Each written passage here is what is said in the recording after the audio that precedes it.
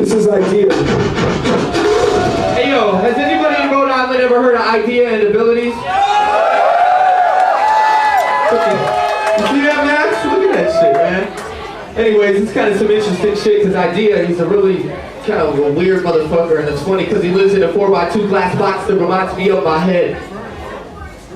I wish my floor could have rocks, but it's covered with puddles instead.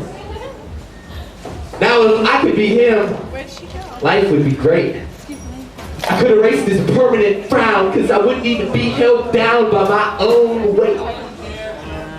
I woke up, walked to the tank to hear his thoughts on yesterday.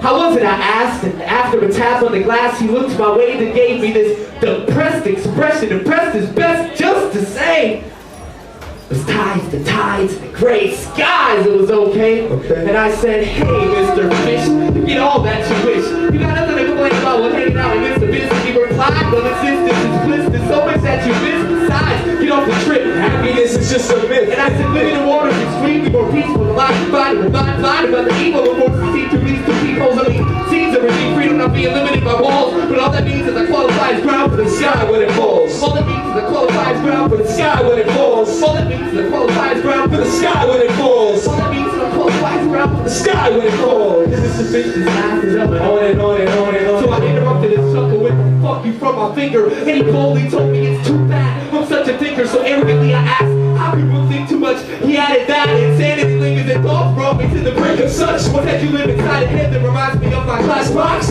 Everyone's the same, all brains are contained by your reality frame. The danger with the rain, the strain, not to change. And what you see without explaining it, the train right. At that very moment, it was like my eyes really opened. The air, the freakiness surrounded me was now an ocean still, totally invisible except for minor pieces of debris. The Mr. Fish pushed up to the glass, and he looked just like me. Mr. Fish pushed up to the glass, and he looked just like me. Mr. Fish pushed up to the glass, and Mr. Fish pushed up to the glass, and Mr. Fish pushed up to the glass, and he looked just like me.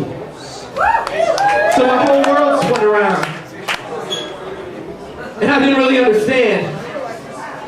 But I realized I was no longer a man, so I thought about what he said, and asked him what was going on. You know what he said? He said, you didn't know it, but you were the fish all along. He said, congratulations, you did it, you broke free. You're just a fish, like the rest of humanity. Now it took me a long time to get adjusted to this tank, but now I know what I am. And so to that man I give thank you. I've always lived inside this glass box that reminds him of his head. It just goes to show you that your mind is your own monster. See, reality is what you make it.